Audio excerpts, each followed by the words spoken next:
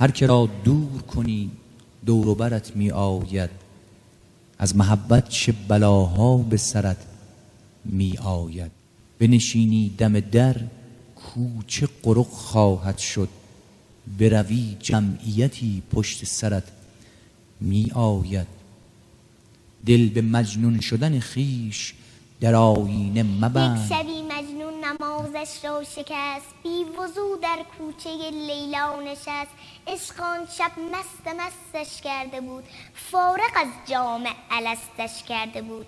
سجده‌ای زد بر لب درگاه او، پر ز لیلا شد دل پر آه او. گفت یا رب از چه خارم کرده ای، بر صلیب عشق دارم کرده ای.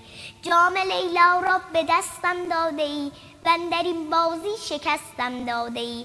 نشتر عشقش به جانم میزنی، دردم از لیلاس آنم میزنی. خستم زین عشق دل خونم نکن، من که مجنونم تو مجنونم نکن. مرد این بازی چه دیگر نیستم، این تو و لیلای تو من نیستم. گفت ای دیوان لیلایت منم، در رگ پیدا و پنهانت منم. سالها با جور لیلا ساختی، من کنارت بودم و نشناختی. عشق لیلا در دلت انداختم، صد قمار عشق یک جا باختم.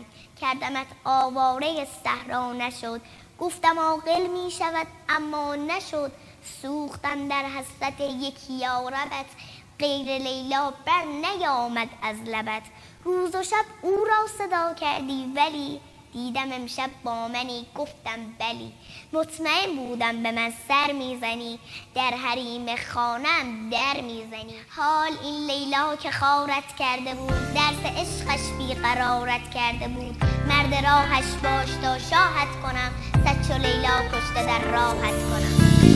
عسل بانو هنوزم پیش مایی، اگرچه دست تو دست من نیست. هنوزم با تو هم تا آخری شعر.